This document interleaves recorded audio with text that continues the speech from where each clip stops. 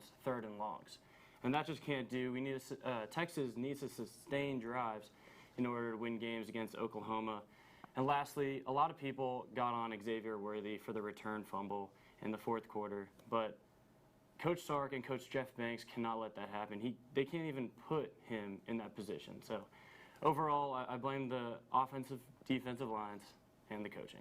Yeah, absolutely. The trenches and the lack of adjustments, I would agree. And, you know, the thing about Worthy is everyone gets on him for that one play. People forget he played like a maniac the entire game. Cut him some slack. Anyway, Jackson, on to you next. So I'm going to completely forget about the 330-plus rushing yards the Texas defense gave up because it's a symptom of the Texas offense. Let's compare the Texas offense to like a car, right? You need gas for it to run. Right. Well, the first half, Texas tank could not have been any fuller.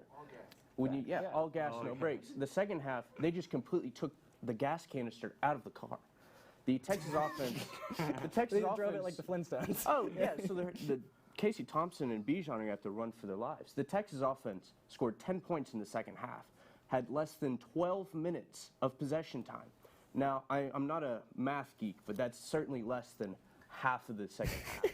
So when your defense is forced to play for 18-plus minutes, trying to get stops for a quarterback they don't have a game plan against, it's a recipe for disaster. Yeah, absolutely. You know, this time of possession thing, I have not seen enough people commenting. I mean, yeah, what can you expect out of the defense? They didn't get a break. There's no time to go get Gatorade or anything. Yeah. And Evan, rounding out the question, we got you next. You know, I'm going to be a little bit nicer and just say, you know, the first half was great. It was a good first half. You know, offense looked great. Defense, we got to Spencer Rattler. He looked awful. And then Caleb Williams came in, and we stopped him twice throughout the whole second half. 2 times. And they had over 10 possessions. That's atrocious. They had 26 first downs the whole game, over 250 yards rushing. We could not stop them on defense at all. I think they're the first things to blame. Obviously, I think Sark had a really bad job in the second half, play calling for the team, and it's been a trend all year that Bijan Robinson disappears in the second half.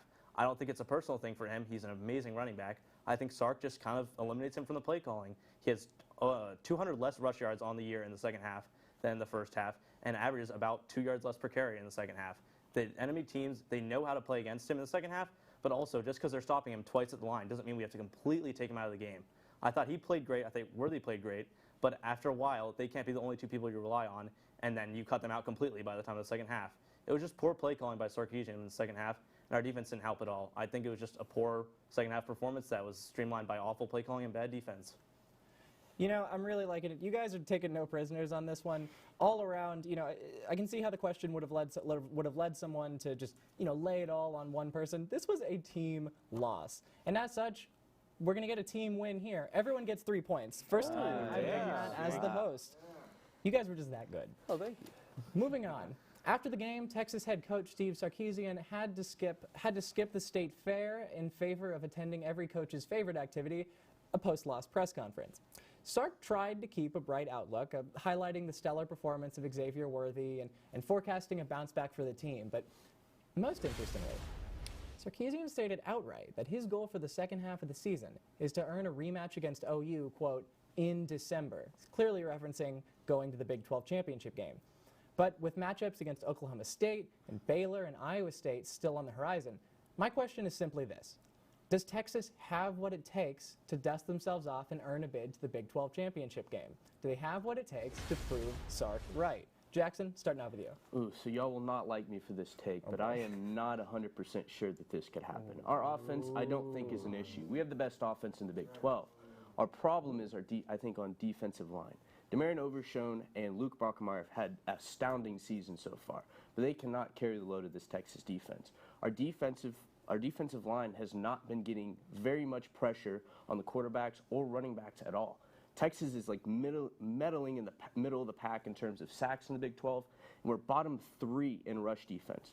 You know, we've already allowed 330-plus yards to both Arkansas and Oklahoma, and with great rushing attacks like Oklahoma State, Baylor, and Iowa State left on the schedule, Texas has a lot of work to do on the defense.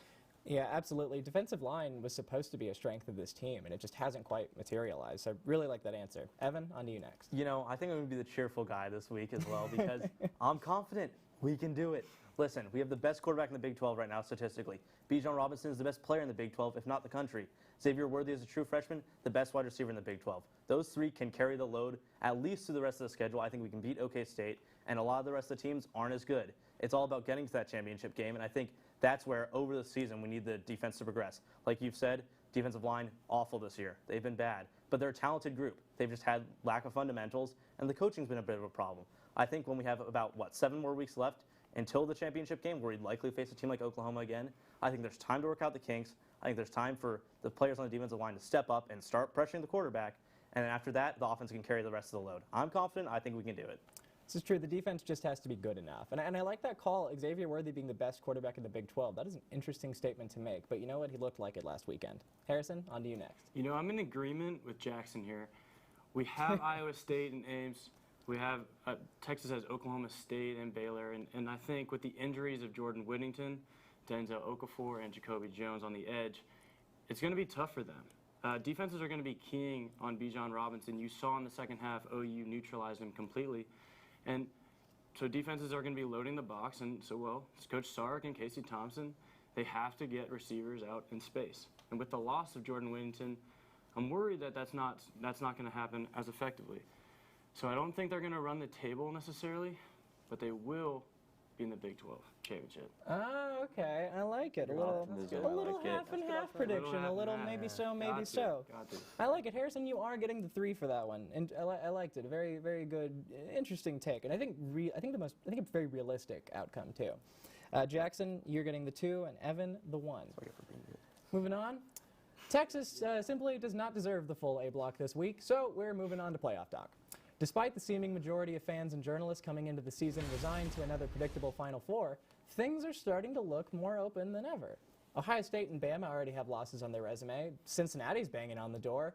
Clemson decided to take the year off, and well, this week to pretty much decide the SEC East, we've got Georgia versus Kentucky. Oh my God. My point is this. It looks like college football's taken notes from rapid fire because it's still anyone's game. That was good. So panelists, let me know.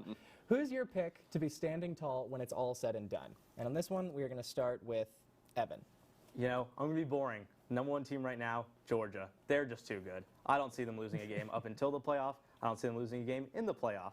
I think right now their defense is one of the best defenses we've seen, at least like the 2010s onward. I mean, they have 2 defensive touchdowns, and they've given up 3 touchdowns. They almost have as many touchdowns themselves as they've given up. I think they average, about 50 yards rushing allowed per game, and like great numbers as well in the pass. That defense is amazing, and no team has shown that they can pass against it or run against it. I don't think any team will be able to. I think their offense is just good enough that they can slip by and make it there. They have a pretty good running back by committee headed by Zamir White. They have a lot of good tight ends, and I think right now if JT Daniels can come back and play well, they will win. Interesting. Well, man, the SEC bias in media strikes again. But overall, we really supported your points. Very good. Harrison, on to you. I'm going to keep it quick here. I think Georgia is absolutely the favorite. They have the number 1 ranked defense for a reason. JT Daniels is only getting better. And Alabama just lost A&M in College Station, okay? This is not Alabama's year. They are too young. And you're not going to tell me that Cincy and Iowa are going to win the national championship. Let's go with Georgia here. I wish somebody would tell us that. Jackson, your answer. So I'm actually going to go with a different answer here. I'm going to go with the Iowa Hawkeyes, currently ranked number 2 in the nation, and it's going to be because of their defense again. Their offense, any Big Ten offense except Ohio State, nothing to be so high and mighty about. But the Iowa State defense, if it wasn't for Georgia, you could argue they'd be the best in the nation. They're averaging, I think, less than around like 20, 25 points a game, and they play no more ranked teams on their schedule. The combined win-loss of the remaining 6 games is 15 and 19. Now, it's not to say that there aren't some traps laid in there. Purdue this week will be a very tough game for the Hawkeyes, and their rival Nebraska comes at the end of the season. But I think the Hawkeyes are much better than those 2 teams anyways, so I'm going to go with the Iowa Hawkeyes. Yeah, and you know, the rest of the schedule, that's something you got to consider, just path to the playoff. So Jackson, for that one, you're getting the 3. Evan and Harrison, since you guys like Georgia being number 1 so much, 1 point for each of you. That was rude. After the break, we'll be making predictions for the start of the NBA season and questioning whether or not it's the Chiefs' playoff hopes that are facing extinction. You won't want to miss it.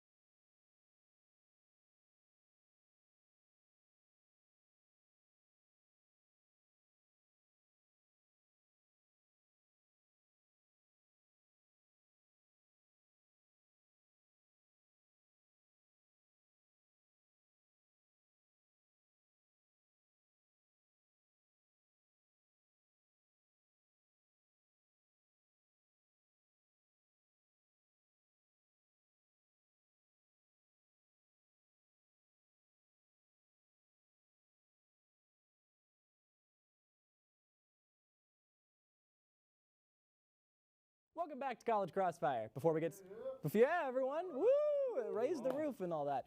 Before we get started, let's take a look at the scoreboard. Leading the show, we have Jackson with 8 points. Coming in at a close second, we've got Harrison with 7. And in third place, we've got Evan with 5. But don't worry, a lot of game left, everybody. Moving on, they say not to put any stock in the results from the NBA preseason, but hey, we're all pretty starved for basketball. It's likely that teams such as the hilariously named Utah Jazz, the defending champion Milwaukee Bucks, and the perennially kind of weird Brooklyn Nets will continue their winning ways. But we're looking to go a little deeper here. Outside of the obvious contenders, which team do you believe is going to outperform preseason expectations as the season gets underway? And on this one, we're going to start with Harrison. I think the Washington Wizards are going to exceed expectations. Old. Let's be real here. They did lose Russell Westbrook, an MVP, but was the combination with Russ and Bradley Beal the best? I don't think so.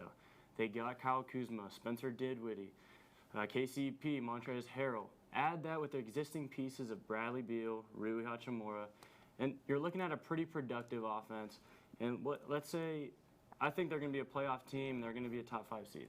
Okay, I like the very specific call on that one. Really, really nice. Jackson, moving to you. So I call this a surprising team because I don't really know what their floor and their ceiling is, but I feel like the Chicago Bulls are going to surprise a lot of people.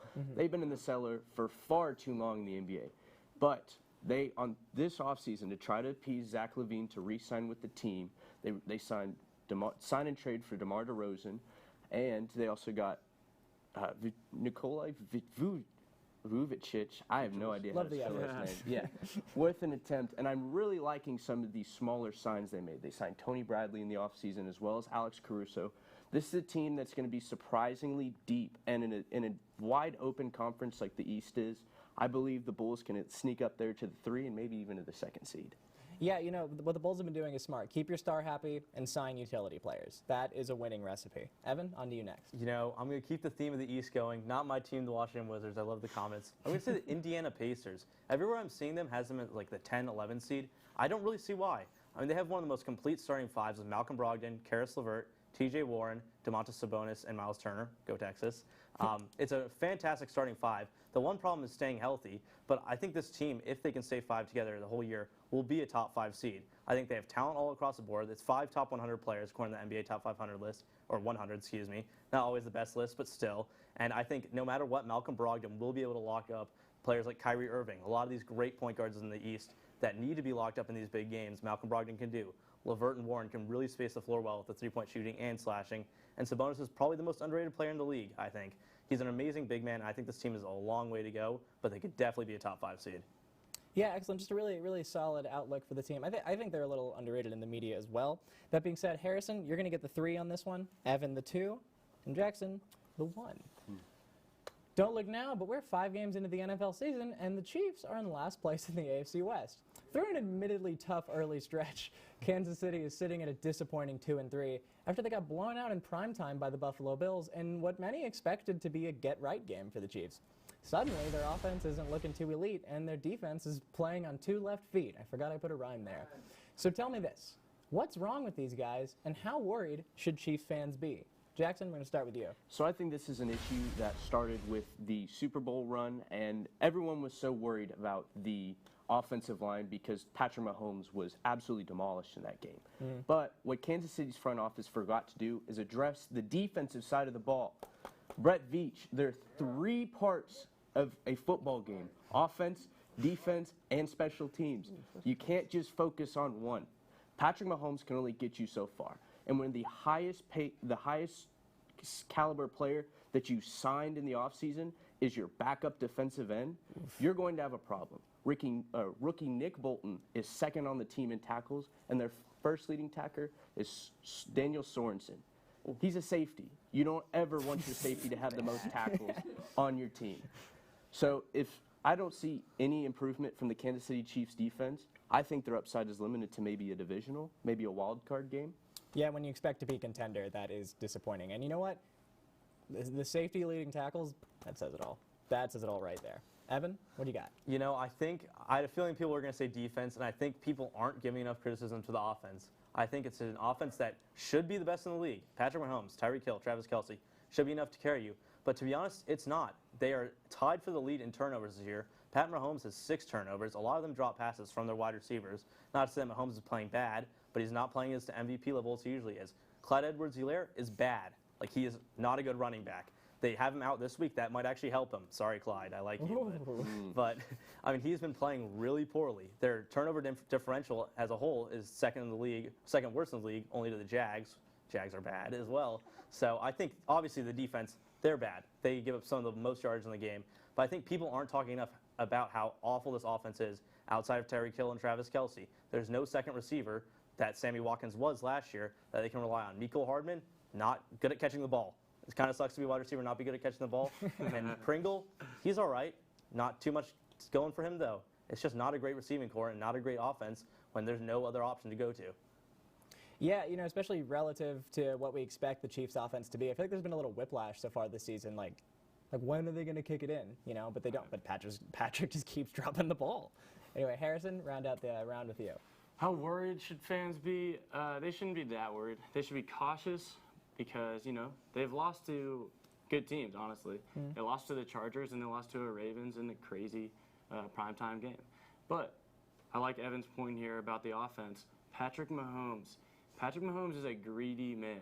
Him and Andy Reid are greedy. Okay, they want big plays. They want to score fast. Listen. They do not like to drive down the field methodically, up and down. They want big plays fast, and they want to score a lot of points. But that causes it to turnovers and to complacency. And when the big plays don't happen, they get frustrated. You could see it on the sideline. Patrick Mahomes, in the rain, was extremely frustrated. And the Chiefs' 4 turnovers, you know, it's not a good sign, but they are too talented to be 2-3, and they'll be just fine. Hopefully, Josh Gordon can stay on the team and play a full season. So, Chiefs fans, I wouldn't be too worried. Yeah, hopefully Gordon can stay on the field. I wouldn't count on it. I wouldn't, but, you know, overall, very good answer. That being said, we are going to give Jackson, we're getting the 3 on this one. Harrison, you're getting the 2, and Evan, the 1. Good job all around. Now, we've got to go to break, but don't change that channel because when we get back, we'll be putting these panelists on the hot seat for this episode's edition of Rapid Fire.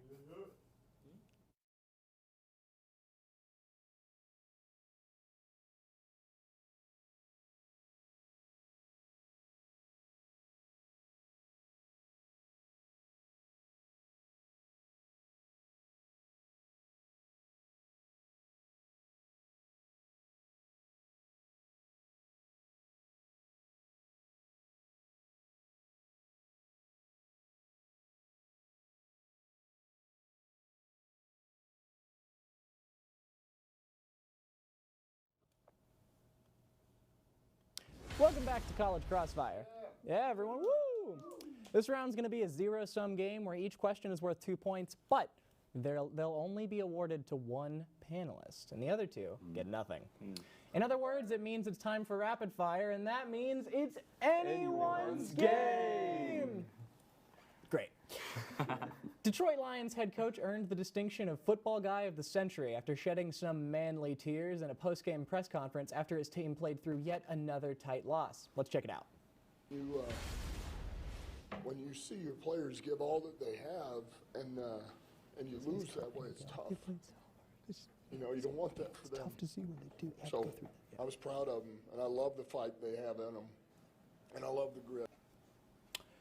It's watery eyes, broken hearts can't win for the 0-5 Lions. But many just can't help but find these lovable losers to be pretty endearing. With that in mind, who's your favorite bad team of all time? And anyone can jump in. The Cowboys had a lot of bad teams. Hey man, like not historically.